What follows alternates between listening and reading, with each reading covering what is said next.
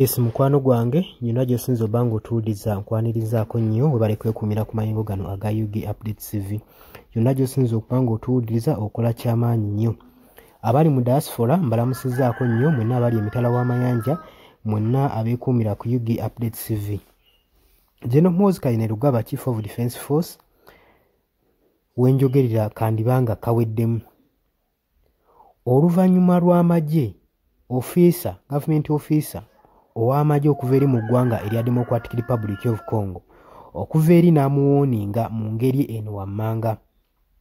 Jjukira nti nno amagye ga UPDF gadeployingibwa mu ggwanga erya Democratic Republic of Congo era Chief of Defence Force CDF Muhoozi Kainerugaba abadde ajja akyogera lwenyi era nga wapostinga ku social media wagenda mu maaso n'okwerekerezaako ebigambo eby'enjawulo ebiraga nti amagye ga ggwanga erya UPDF kituufu ddala gaayingira ebitundu ebya Democratic Republic of Congo. Jjukira nti nno baayingira eri mu Ituri provinces zonna olumu omuli Bunia okusobola okulaba nga batebenkeza emirembe n'okulwanyisa abayeekera ba Codeco ssaako n'aba ADF abamazeeko gavumenti y'eggwanga erya Democratic Republic of Congo emirembe ssaako n'abamu balabibwako nga bateeka olutalo oba conflicts mu ggwanga erya Uganda.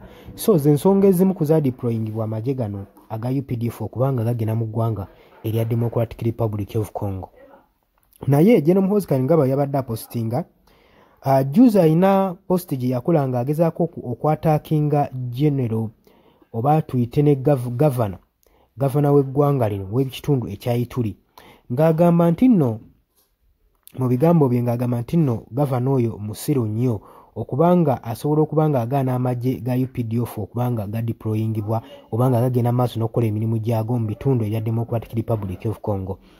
Ebigambo bingi byabadde ajja afukumula ku mukutu gwe ogwa Twitter ng'agezaako okubanga abisindika eri mu ggwanga erya Democratic Republic of Congo ssaako n'okubanga akomandinga amagye ga UPDF ssaako abayeekera ba M23 babeere nga basalako ekitundu kisaagani. N'agamba nti singa banaalemwa abayeekera bano ba M23 okuwamba ekitundu ka ssenta ke bayita Kisangani bye n'aba UPDF bajja kubanga bakasalako babeere nga bakeddiza.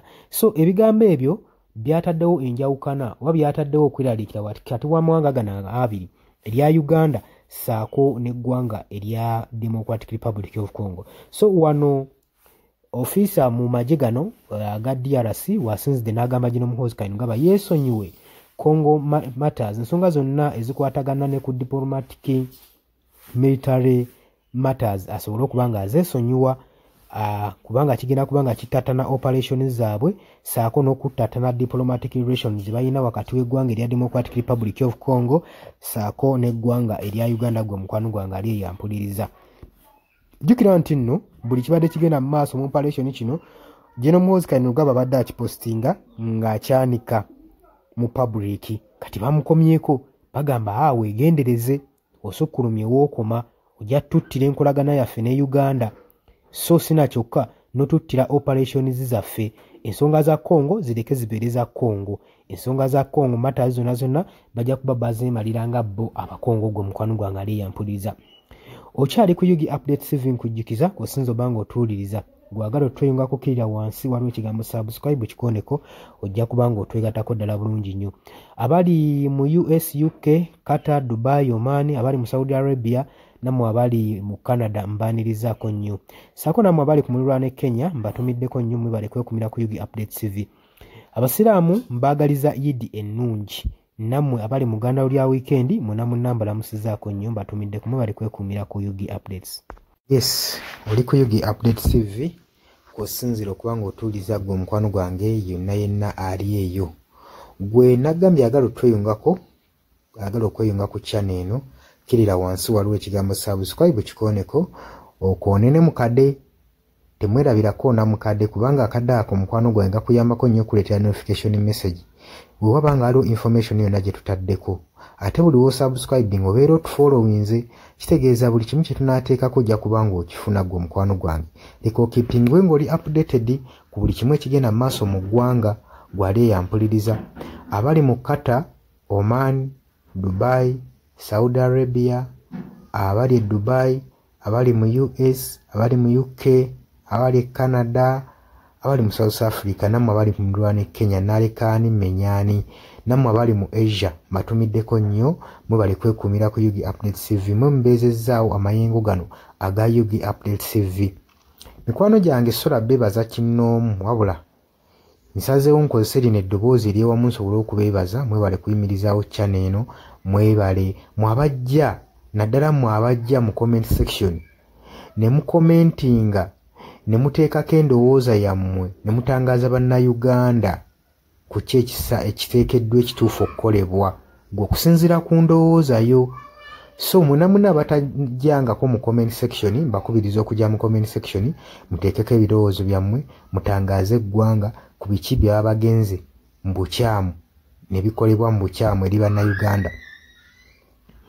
Dani ku Airlines e Kenya, nawe nkutumiddeko ennyo, naye jjangu mu comment section oteese, toteekako buteesi linnya lyo. Mujje mu comment section, mwe abasharinga, abalikinga, nammwe abasubscribinga, mwe muyimirizaawo amayengo ga channel eno.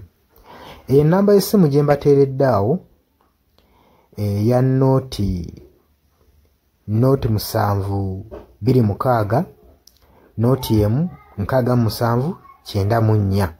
Eyo ennamba ya WhatsApp eri mu kimyufu. Ye nnamba gy'ogenda oyita kuba gy'osobola okuyitako gwe mukwano gwange ayagala okulanga wamu naffe. Ng'alina bizinensi yo ng'ogyagala tugikulangire nga wandyetaazo gikulangira. Eyo ennamba gy'oba oyitako ku WhatsApp osobole okuba nga naye bizinensi yo gikuba abantu tugikulangire gwe mukwano gwange ali eyo ampuliriza. Nengenda maaso n'okulabula abantu ku biki ebigenda maaso mu ggwanga, naddala nga akalulu kano aka 2026 katuukuse kengedde. Kati buli muntu alina kubeera vigilant, olina kubeera bulindaala, oleme kutunda mwoyo gwo mukwano gwange. Waliwo abatunda emyoyo gyabwe olw'M1,1500 sukaali. Gwe beera ng'omanyi akaseera we kanaatuuka akakuba ballot paper, beera nga manyi omuntu ng'omanyi omuntu ogw'ogenda okuwa, gw'ogenda ottiikinga, gwe gw'olaba asobola okukulaakulanya ekitundu kyo constituency yo, gw'olaba agenda otwala eggwanga mu maaso. Bannange tusibwa nnyo akatambaala mu mutwe mu biseera nga bino. Newankubadde obwavu babubalumizza mutya, totunda mwoyo gwo ku lw'akantu katono, wabula saasira ku ggwanga lyo, osaasire ne ku zadde lyo, osaasire ne ku future weenaabeera. Lowooza ku by'emu maaso. Weewaawo abamu muyinza okulowooza ng'ebyatabakwatako nga tebikwatako, naye ensobi yonna yonna ekolebwa eiza relative, sengaawo, maamawo, kojjaawo, biyinza otutuuka ng'ekyo ekizibu gwe kyetooloddeko, ate olaba ebikwatirako biyinza otutuuka essa ne byetooloola ne bifundikira nga bikkutteko gwe mukwano gwange ali eyo. So kyenva nkubiriza baganda bange mwenna abali ku Yugi Update TV, ogenda maaso n'okusharinga information eno. Baganda baffe beebeereremu, ate era baleme kutunda mwoyo gwa ggwanga, babeere nga batambulira ku mazima, nga bayimirira ku mazima, nga bayimirirawo ku lw'eggwanga lyaffe erijja mu maaso, ku lwa future y'abantu baffe n'eggwanga lyaffe mu maaso, kubanga buli muntu ekigenda mu maaso kati akiraba. Bw'atalaba kigenda mu maaso, nkakasa obeera muzibe. Ate era ne muzibe naye alina byawulira ebimukyemula omutima, kati n'amanya nti no mu ggwanga mulimu kino. So nkubiriza buli omu obeere lalabayi wa munno, osobole okuba nga oli kalabaalaba w'oyo ku biki ebigenda mu maaso. Obakubirize n'omubakubiriza. Waliwo abali mu byalo nga tebamanyi kigenda mu maaso, mubaagaliza subscribinga ku mikutu gino bategeere ebigenda mu maaso mu ggwanga lyaffe. Wakati smartphone zajja gwe mukwano gwange ali eyo. Wabula mbaagaliza olunaku olulungi, mubale kwekumira ku Yugi Update TV. Mwabatana subscribinga mugere maaso n'okusubscribinga. Mbaagala nnyo era mweraba.